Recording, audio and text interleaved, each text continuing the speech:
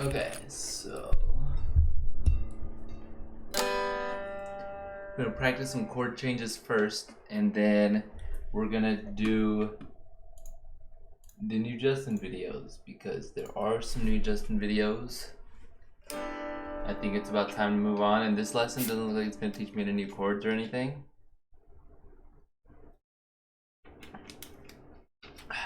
So it's gonna be more practicing, so I figured I'd move on faster sooner rather than later.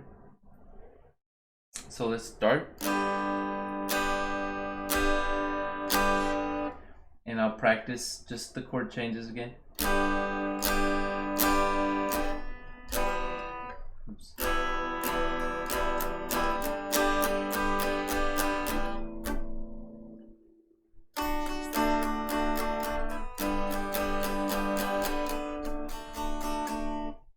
Hold on, it's been a day, you know. I'm a little rusty.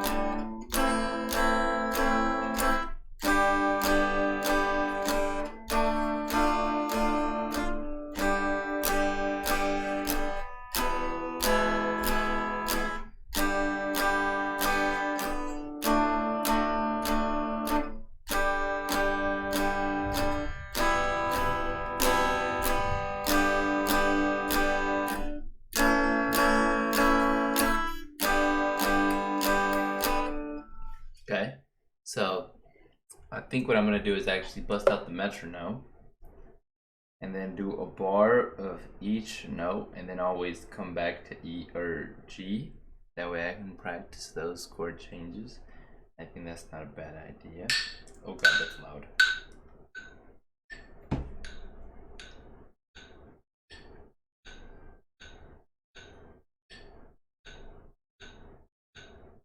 There we go.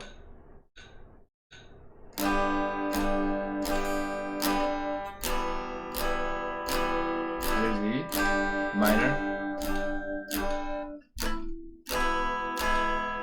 There's E major.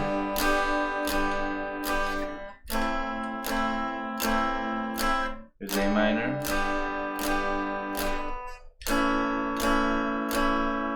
There's A major. There's D major. That's my worst one. Okay, don't roll down. Don't roll down.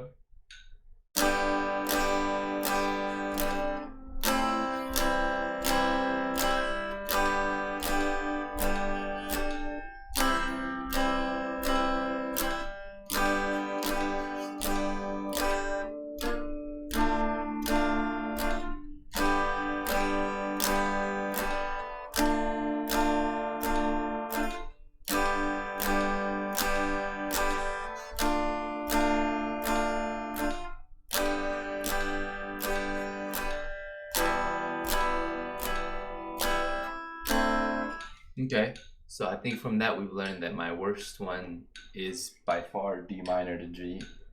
And then C was bad at first, but I got it there at the end.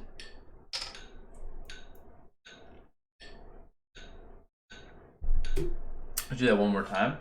Just D minor to G, see if we can get it.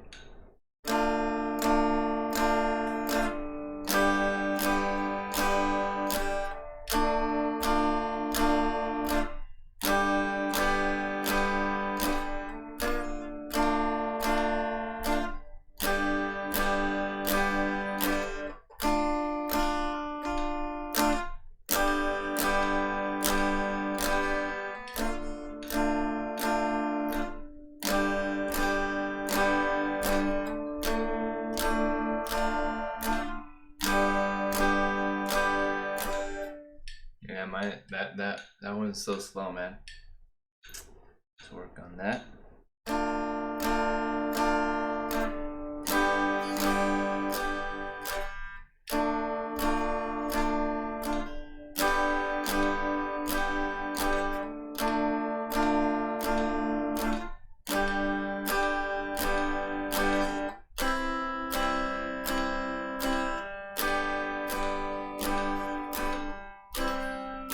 Seems like my C is not too bad anymore. It's really just the D minor one.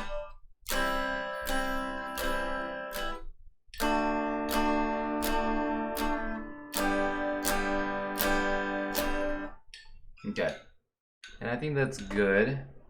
We'll watch a couple Justin videos because look, there's a lot of videos. I think it said it totaled up to about an hour, so we'll watch them. Hey, how you doing, Justin? Oh, that is coming out through my speakers. Hold on.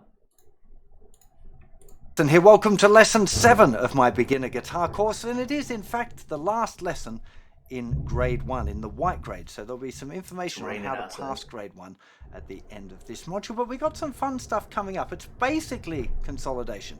We're going to kind of revise over those 8 important chord shapes. We'll talk a little bit more about which chord changes you should work on and how to structure your chord changes and your 1-minute changes. We'll talk a little bit about how to speed up your chord changes using a little technique I call air changes, which is something that you want to focus on moving forward.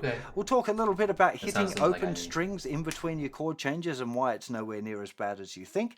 We're also going to check out some extracurricular activities that I'd recommend that you get involved with right away, principally ear training and music theory. So I'll do a little lesson on each one of those, why they're important and why I think you should try and get stuck into those as soon as you can.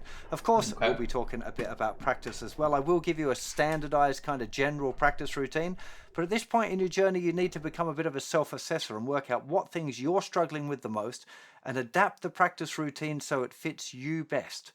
Okay, because everyone's going to be a little different, have different chords that they can't do, or some people will be great with chords and struggling with the strumming, and other people will be great with the songs, and everyone's going to be different. So you need to adapt the practice routine so that you can pass grade 1 and move on to grade 2. But for now, let's get stuck into the content. We're almost grade 2, baby. 13 videos. I say watch. This first one's like 10 minutes. We'll just watch 2 today. Hey, how you doing? Justin here, and in this lesson we're going to be checking out the 8 essential chords that every beginner needs to know. This is revision. We've covered all of these chord shapes in the course thus far, but I just figured it was a good idea to go through and revise them all, make sure that we're all on the same page, that you know exactly what you should be doing, how you should be playing it, the common mistakes, make sure you're not making them, and just basically go through and make sure the foundation of these 8 essential chords is really, really strong. So let's start off.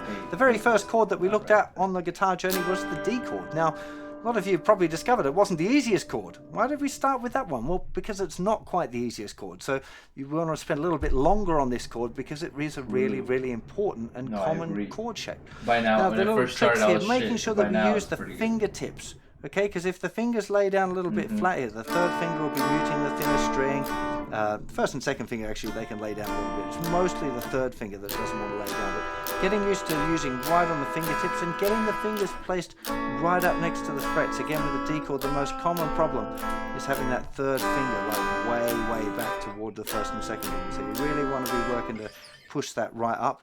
And with the D chord, remembering that we don't want to play the thickest 2 strings. Now, I've said lots of times it doesn't really matter so much if you accidentally hit them in these early stages, but you want to aspire to not playing the thickest 2 strings. Okay, if you accidentally hit the 5th string, it's not too bad. The thicker string, don't really sound great.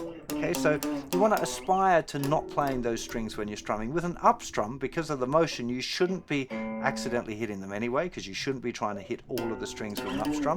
So it's basically that down strum, making sure that the pick makes contact on the 4th string as it's going down. That'll come with practice, but be aware that that's what you're trying to do when you're playing your D chord. So moving on to the second chord, the A chord. Okay, now this one again, some of you may have learned it this way. Where if you're playing it that way, you're going to have to press real hard with that first finger. I really don't recommend it. You want to be sticking with this finger. It's really far better. Making sure that the second and the third fingers are right up close to the fret, and the first finger's kind of sneaking up the middle there, trying to get between those fingers as best it can. With the A chord, again, we don't want to be playing the thickest string. It doesn't really matter if you hit the thickest string by accident. It doesn't sound horrible. It's actually a note in the chord, but best to try and avoid it. Again, with an upstroke, it shouldn't make any difference. So you want to be training your downstroke when you're playing your down strum, that is, when you're playing an A chord, to start at the 5th string. That will come with practice. Just be aware of it, and when you're practicing and when you're playing the songs, just sometimes go, hey, am I playing that string? Is that right? Just be aware of it. Tune your ears to kind of hear, oh, there's a string there that I don't want to hear. So just starting to develop a bigger awareness for all of the chords and all of the things that you're doing, and trying to get things a little bit more perfect. So always in the beginner It's stages raining. of learning guitar, Oh, you need to be shit. forgiving and realize that it's a difficult thing. But you want to start at this point to try to aspire to pick your game up a little bit, to get Yes, the sir. right notes in the right chords all the time, to be working on getting the grooves feeling nice, that kind of stuff. That's the general lay of the land of grade 1. You can do the stuff, that's cool. Now we're trying to just lift everything up a little bit, okay? So same goes with the A chord. The A chord, the most common mistake or the most common problem is the thinnest string not ringing out, okay? So the third finger laying down a little bit too flat and touching the thinnest string there. It's one of the things that you just want to be always kind of checking if you're playing. You want to making sure that that thinner string is ringing out there. The third chord that we looked at was the E chord. For a lot of people, the E chord is the easiest. Well, not quite as easy as E minor, say, but definitely easier than the A and the D. It just feels a little bit easier. The grip, the shape of the fingers is kind of easy. Again, trying to make sure that using the tips of the fingers is a really good idea. But there's nothing too difficult with that one, so long as you're using the fingertips. If you let the fingers lay down too much or you're gripping like that too much with your hand, you probably find your fingers into a bad position. So remember to keep that thumb behind for now. Later on, of course, I've said to you a few times, very likely thumb will creep around the top, but at these early stages, you want to try and keep that thumb behind the fretboard if you can. So E chord, I'm assuming not too many of you are going to have problems with that one. Okay, now we're going to have a look at the minors of those three chords. So we had A minor, first of all, relatively simple. It's essentially the same as E chord, but down a string. Okay, we want to avoid playing the thicker string if we can with the A minor. We don't have to be too fussy about it, but that's the goal. The E minor, very, very easy chord, just the same as E, but lifting off the first finger. Not many of you are going to really struggle with the E chord too much, I don't think. And lastly, the D minor. This is a little bit of a sticky chord. I've found that a pretty awkward one to jump to. You know, getting used to using the little finger, which is not something we used a whole lot in the course so far. So some of you will be finding D minor a little bit sticky, but things that deserve the most practice are the things that you find the hardest. Okay? Last two chords. C chord. Now with C chord, the big deal is not getting the fingers square on. If you've got your fingers square on like that, it's going to be really difficult. So you want to make sure the fingers are at an angle there. It'll feel a load more comfortable. The trick is to keep the fingers on the fingertips when you do that, not to just let them all lay down flat. I keep playing. The fingers laying down flat with the C chord means that most of the notes aren't going to ring out. It just ain't going to work. So you really want to be thinking fingertips of all of your fingers. Maybe the third finger slightly flatter than the other one so that you can mute the thicker string. So that tip of the third finger there, muting the thicker string, is a really good idea with the C chord if you can. And the last chord, G chord. Now, many of you will have learned it with the first finger. There's nothing wrong with that. It's the way I learned to play G, and it's the way I played G for a long time. But I really think it sounds better without the first finger on. It's how I play it nearly all the time. So I figured, why am I teaching it that same way that I was taught when actually this is what I think sounds better and it's a better way to do it. So it's up to you. Definitely no harm in putting the first finger on if that's what you prefer to do. But just, if you're going to do the two finger one, making sure the second finger is laying down just that little bit to mute the fifth string. That shouldn't be hard for many of you to get that right. Nope. To get that muted there. And then just playing through and making sure that all of the notes sound good. Other than that, the rest of that G chord is relatively simple. So when it comes time for your chord perfect practice, you want to work on the chords that you find the hardest. If you're good with all of them, take it out of the practice routine. Whoa. If you can play all of the chords and you're getting all of the notes in all of the chords fine all the time, you don't need to work on it anymore. Okay? So be powerful when it comes to the practice routine. Really think about what you need to do. But if some of the chords are a little bit ropey still, spend extra time on them. If you're really struggling with D minor, dedicate all of the practice time to that one chord. If you're kind of good with all of them, but they all need a little bit of work, spend a little bit of time on each one, each practice session, and just go through and give it a quick check and make sure that it's all working well. There's no real hard and fast rule here. Like I said, everyone's going to have a different battle here, so you need to figure out what chords are the ones that you need to work on, and then use the chord perfect practice to try and get them all up to the same level. If you're really struggling with any of the chords, there'll be links in the lesson below to each one of the chord lessons. So maybe go and revise those lessons as well. Just watch one more video. Just this. And that's fine. Hey, how you doing? Justin here. Today I want to talk a bit about which chord changes you should be practicing in your 1 minute changes. There's 8 chords that you got down now. 8, 8, 64, less 8. I think it's 56 different possibilities, but some of those are duplicates. I sat down with the list of all of the different possible chord changes and muddled it down to 25 chord changes that I think would be really useful for you to work on. But that's still a lot. If you're going to do 25 1-minute changer sessions, that's 25 minutes of practice just on chord changes. A little bit much. So how do you whittle that down even further? Well, the short answer is you should work on the chord changes that you need to play the songs that you like. So once you've figured out, hey, here's 5 or 6 songs that I really want to work on for this grade to kind of pass my test, to be able to play through, that I could play at a party or a barbecue, look at the chord changes in them when you're practicing the songs, figure out which chord changes are the hardest, make a note of them, and work on those in your 1-minute changes. Okay, you want to try and take a practical approach, because to try and practice all 25 of the chord changes is a little bit redundant. Some of the chord changes are just, I think, not necessary. To practice, say, D to D minor, you might come across that chord change in a song, but I would recommend practicing that chord change when you come across that chord change. Okay, the chord change A to C. Yeah, you might find it from time to time, but it's certainly not a common one. Gotcha. So really, the best way to do it is to work on changes that you need in songs that you want to play. Okay, that is really the best answer to this question. If you want to make a table of all of the different changes and work out, making sure that you can do every chord change up to 60 changes a minute, there's no harm in doing that. A lot of the engineering kind of mathsy type really enjoy that as a challenge, as a thing to do. And if you're loving playing guitar, if you're really enjoying the journey, then it's totally fine to do that. Personally, I'm a bit struggling for time. I'd rather spend my time playing songs, and I want to do exercises that are going to help me play songs. So I kind of see playing songs as being the point of the whole thing. True. Okay? I agree. 100%. So have a think about it. Go through the songs that you want to play. Look at the chord changes. When you're doing your song practice, make a note of the difficult ones, either in My Practice Assistant or on a piece of paper or song chart or wherever, and then sit down and work systematically through those chord changes, because you might find you got 10 over the 5 songs that you want to work on. There's 10 changes that are difficult. So just try and pick out a few at a time. Work them up so that you can get them into the song, and then pick another couple. I wouldn't recommend trying to have 10 different chord changes to 10 1-minute changes sessions in one practice session. It's too much. Okay, so 2, 3, 4 maybe 1-minute changes sessions in your practice routine, because remember, it's up to you now to adapt your practice routine to fit yourself, and a little bit that's your personality type. So you might find you just want to do 2 1-minute changes sessions because you still want loads of time working on your songs. You might be like, nah, I want to stick 5 changes in here because these ones are really going to help me.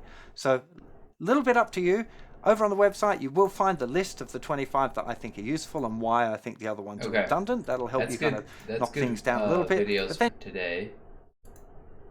Here, let me bookmark this in the guitar one. Yeah.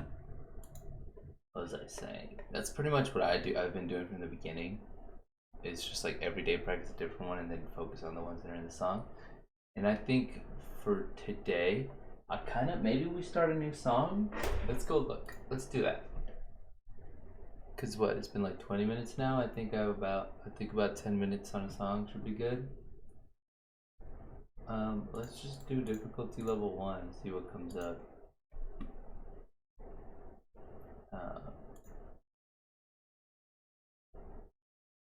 This is one everyone knows.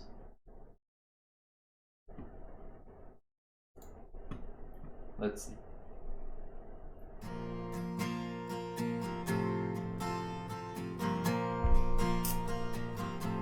It looks like D. D and G, is that it? Yeah, it's just D and G, okay.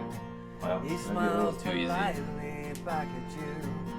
You stare politely right on through some kind of window to your right, as he goes left and you go right. Between the lines of fear and blame, you begin to wonder why you came. Where did I go wrong? Okay. I lost a friend. C in there. Somewhere along in the bitterness, I would have stayed up with you all night, and I know. Wait, actually, I'm wondering, is this a thing that exists? Is there like a Mad World vocals only? Like, you know what I mean? Like songs vocals only? Is that a thing that you can do? Oh, it is. All around me are And then I can play the fucking guitar with it. Imagine. Here, let's actually do that. Because he talks about which part you play where. Here, let's watch him do the demonstration. Oh, fuck. Yeah, I can't do this one. Hold on. Let him stop picking. all around me are familiar faces. Hold on. Let me get my pen just to write it down. Worn out places, worn out faces, bright and early for the daily races, going nowhere, going nowhere, and their tears are filling up their glasses. Okay, here, we'll just go through the All playthrough. around me are G chord play, A early chord, and now all through as E minor, D tempo, 3 chords, and I find it kinda A chord. Tomorrow, A tomorrow, I'm G chord through this, D tomorrow, A tomorrow, 3 chords, and I find it kinda. Okay, so, yeah. So this is like, I don't know if chorus is the right word, but I'll write that. Okay, then you do the chorus, right, E to A, E to A. When the people run in A chord, it's a very, very E minor, mad A. E minor, mad A. So you can see it's pretty simple. We've got that little verse. Okay. Let's try it. This song's a little longer. I don't know. We'll see how it goes. Familiar faces, worn out places, worn out faces, Hold on. bright and early for their daily races, going nowhere, going nowhere. Their tears are filling up their glasses. Let's see if this works. I don't know. So it starts with E. All around me are familiar Oh God, why does it sound so bad? What the fuck? faces, worn out places, worn out faces, bright and early. All around me are familiar. All around me are familiar faces. Right, I'm playing the wrong BPM. Okay, hold on. I gotta get the BPM going. I think it was 86. Worn out faces. Let me look it up just in case.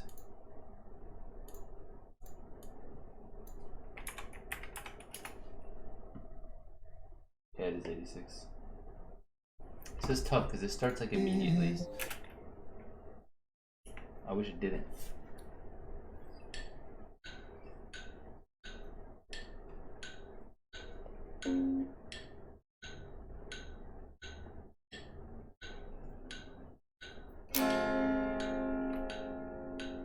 All around me are familiar faces, worn out places, worn out faces, bright and early for the daily races, going nowhere, going nowhere.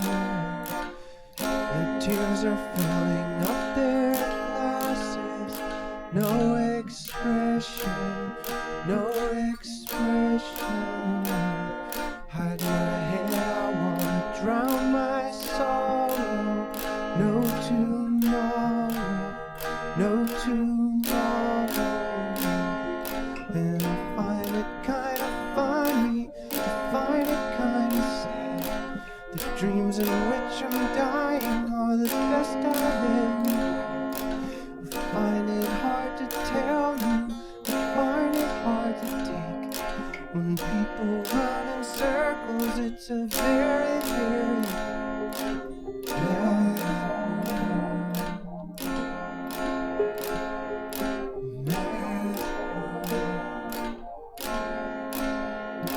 Children waiting for the day they feel good. Happy birthday, happy birthday. You feel the way that every child should.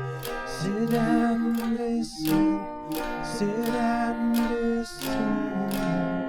Went to school and I was very nervous. No one knew me, no one knew me.